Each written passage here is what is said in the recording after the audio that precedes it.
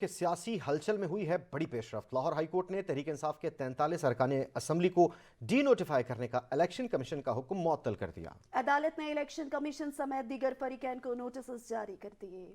Lahore high court کے justice Shahid Karim نے P T I M N As کی درخواستوں کی سماعت کی۔ ریاض فتیانہ سمیت سابق 43 ارکان قومی اسمبلی کی طرف سے بیرسٹر علی ظفر پیش ہوئے۔ پی ٹی آئی کے وکیل بیرسٹر علی ظفر نے دلائل دیتے ہوئے کہا کہ استعفے منظور کرنے کے لیے قانونی تقاضے پورے نہیں کیے گئے۔ جسٹس شاہد کریم نے بیرسٹر ظفر علی سے استفسار کیا کہ بتائیں کن قانونی تقاضوں کو پورا نہیں کیا گیا۔ بیرسٹر علی ظفر نے کہا کہ اسپیکر نے استعفے منظور کرنے سے قبل آئین کے تحت انکوائری نہیں کی۔ ارکان اسمبلی استعفے منظور کروانے کے لیے اسپیکر کے پاس پیش نہیں ہوئے۔ ارکان کو سنے بغیر اسپیکر استعفے منظور نہیں کر سکتے۔ عدالت عالیہ نے دلائل سننے کے بعد الیکشن کمیشن کا حکم معطل کرتے ہوئے 43 حلقوں میں ضمنی الیکشن تا حکم ثانی روک دیا۔ عدالت نے الیکشن کمیشن سمیت دیگر فریقین کو نوٹس جاری کرتے ہوئے جواب طلب کر لیا۔ درخواست گزاروں کی جانب سے اسپیکر کے 22 جنوری اور الیکشن کمیشن کے 25 جنوری کے نوٹیفیکیشن کو چیلنج کرتے ہوئے موقف اختیار کیا گیا تھا کہ ارکان اسمبلی نے استعفے منظور ہونے سے قبل ہی واپس لے لیے تھے۔ استعفے واپس لینے کے بعد اسپیکر کے پاس اختیار نہیں کہ وہ استعفے منظور کریں۔ ارکان اسمبلی کے استعفے منظور کرنا خلاف قانون اور بدنیتی پر مبنی ہے۔ پی ٹی آئی ارکان اسمبلی نے درخواست میں مزید کہا کہ استعفے عدالت عظمیٰ کے طے کردہ قوانین کے برعکس منظور کیے گئے۔ اسپیکر قومی اسمبلی نے سیاسی انتقام کا نشانہ بنانے کے لیے استعفے منظور کیے۔ استعفے منظور کرنے سے پہلے اسپیکر نے ارکان کو بلا کر موقف نہیں پوچھا۔ درخواست میں استدعا کی گئی کہ عدالت اسپیکر قومی اسمبلی کی جانب سے استعفے منظور